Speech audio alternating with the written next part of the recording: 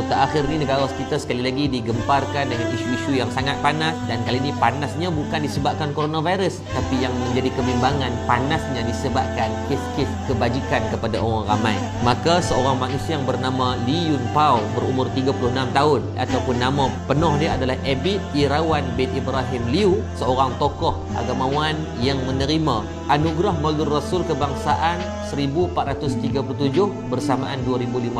Tuan-tuan, bila tengok daripada pencapaian dia pun kita tahu jasanya sangatlah besar. Nak dibandingkan kita yang nak dapat anugerah ketua kelas pun tak dapat-dapat lagi. Sebilangan agamawan yang mengatakan bahawa Ustaz Abid Liu ini mengambil gambar dan tunjuk kepada orang ramai perbuatan-perbuatan dilakukan oleh beliau. Yang pertama, kata mereka perbuatan ini adalah perbuatan yang tidak ikhlas, perbuatan yang tak elok, perbuatan yang tak bagus, tunjuk ke orang kata dia nak buat benda baik. Pertamanya, baginda Nabi SAW menyebut di dalam satu hadis, boleh tuan-tuan boleh merujuk di dalam kitab As-Sahih Imam Muslim karangan Imam An-Nawawi rahimahullah taala, daripada Sayyidina Abu Mas'ud radhiyallahu anhu, kata Nabi, man dalla ala khairin falahu mithlu fa'ilihi. Nabi kata barang siapa yang menunjukkan satu kebaikan kepada orang lain, maka ia akan mendapatkan pahala seperti mana pahala orang yang melakukan. Maka kenapa kita nak memikirkan soal dia buat itu kerana apa? Lebih baik kita memandang daripada hikmah apa yang dilakukan oleh dia ataupun orang lain.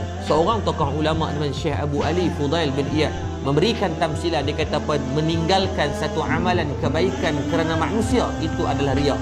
Maksudnya bukan takat buat baik yang menjadi riak, meninggalkan kerana manusia pun boleh jadi riak.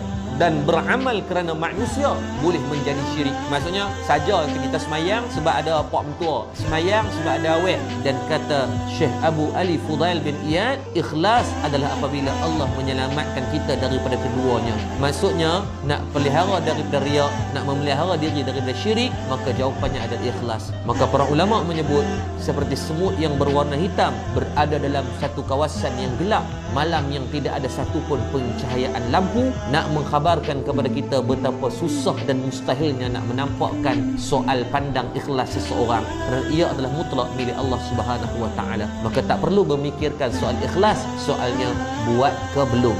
Dan disebutkan juga di antaranya dikatakan perbuatan mengambil gambar dan dipamerkan itu adalah perbuatan yang mengaibkan orang miskin. Pada 24 hari bulan April 2020, keluarga yang dibantu di Alostar dah mengeluarkan statement secara rasmi bahawasanya mereka yang membenarkan gambar mereka dipamerkan kepada orang ramai kerana adalah kebenarannya memang mereka ni susah dan perlu dibantu. Kita terlupa ke ada satu program yang telah dilancarkan pada 30 Mei tahun 2005, 16 tahun yang lepas, yang dirasmikan oleh Datin Seri Rosmah Mansur, iaitu namanya program Bersamamu di TV3, yang sampai hari ini masih berterusan. Kita tidak pernah pun mendengar kritikan daripada mana-mana agamawan ataupun mana-mana orang. Timbulnya pula lagi satu kelompok mengatakan kata Ustaz Abid Liu melakukan penyelewengan. Katanya dapat 5 juta, berbelanja 500,000. Tuan-tuan rahmati Allah Subhanahu wa taala, ittaqullah, beriman dan bertakwalah kita kepada Allah Subhanahu wa taala. Kata Nabi sallallahu alaihi wasallam, kafa bil mar'i kaziban an yuhadditha bi kulli ma sami'a, atau kama qala rawahu Imam Muslim. Cukuplah bagi seseorang itu digelar pendusta apabila menceritakan semua yang didengarinya tanpa ada tabayyun.